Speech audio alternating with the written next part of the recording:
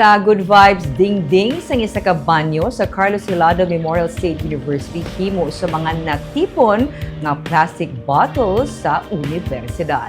Ang kuntani basura na nga mga plastic bottles sa mga ilimnon ang nanging solusyon para himuan ang dingding sa isa ka banyo sa CAMSU sa Talisay City nga campus. Ini ang ginatawag nga EnviroBlocks. Ginpang tangkas-tangkas nga mga plastic bottles nga may unod man nga mga plastics ang nagserbe nga hollow blocks para sa dingding. Gikan ini sa Materials Recovery Facility kon MRF sang universidad.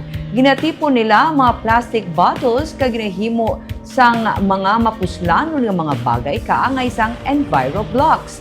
Formal ini nga ginlunsar sang kahapon bilang kabahin sang 4th University Foundation Week sang CAMSU. Sunod sa kay Engineer Ray Ramos, ang Extension Coordinator sa College of Engineering, pinaagi sa sininga proyekto ng likawan nga makalabot sa mga drainage kag sa mga baybay kag nagdugang pa sa nagalala nga problema sa basura ang ini nga mga plastic bottles. Sa seremonya, ang mga opisyal sa university kag city officials sa Talisay ang nagtambong kag nagpakita man sa ilang commitment pinaagi sa pagbutang sang plastic bottles sa nagakadapat nga bulutangan sini.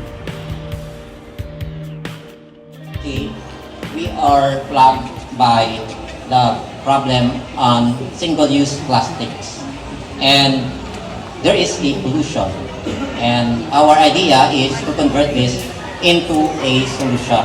So using what we call the EnviroBlocks as alternative for hollow blocks, concrete hollow blocks, it will clean up the coastline.